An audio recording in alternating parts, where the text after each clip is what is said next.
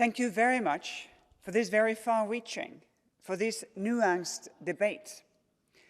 I hope that it will pave the way for a good vote tomorrow for a strong Parliament mandate so that we can get at it.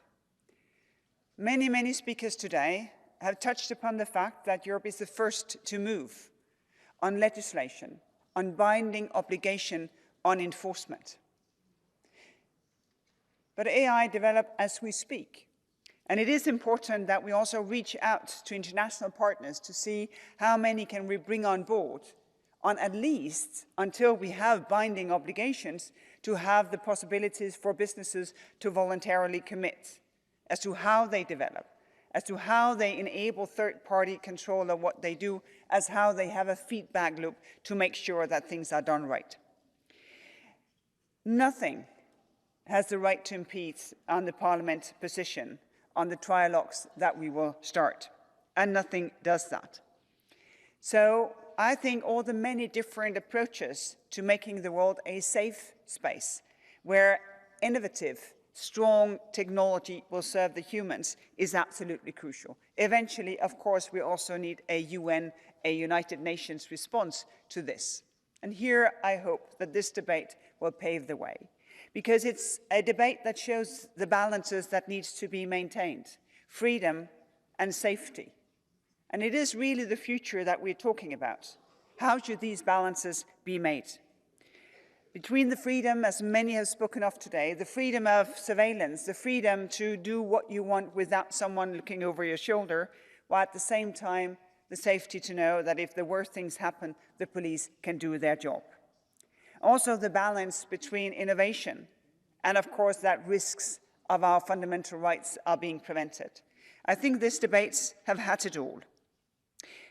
I think that you have all heard and probably agree that AI is too important not to regulate, and it's too important to badly regulate.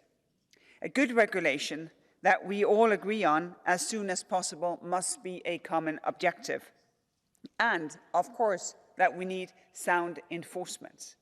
We need these obligations that this law gives us to be a real thing on ground for people to be safe. The Commission's role is to be an honest broker between the European Parliament and the Council. We will do our best to facilitate your work in this crucial file. I think I speak also on behalf of my colleague Thierry Breton, myself, our services. We will, of course, be fully available. I am grateful for the ambitions of the Parliament on this very important file. It has been an impressive debate. It is no exaggeration that the world is following this work. I want to thank you very much for taking the lead. Thank you. Grazie. E ora ha facoltà di replicare il relatore, l'onorevole Benifei.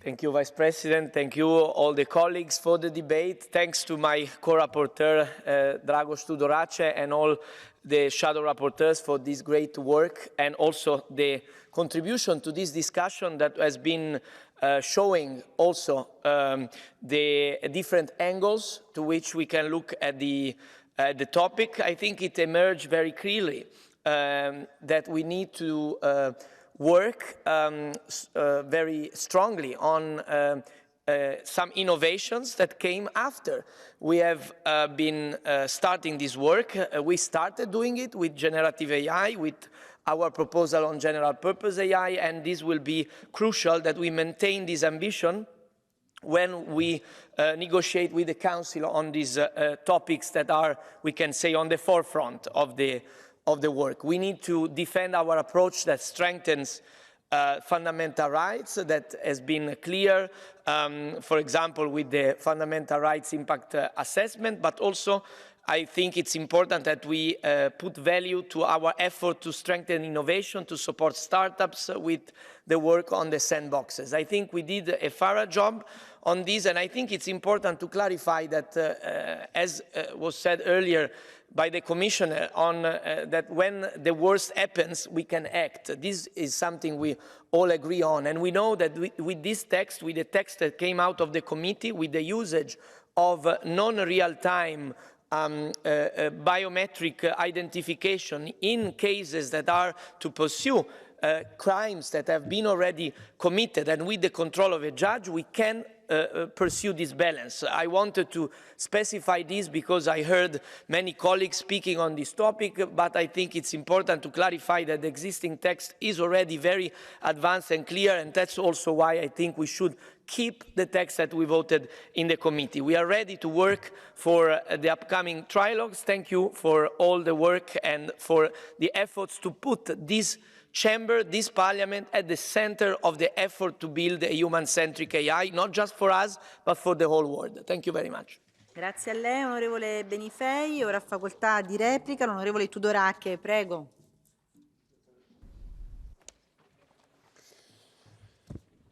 Dear all, thank you very much for the debate today. We all use big words.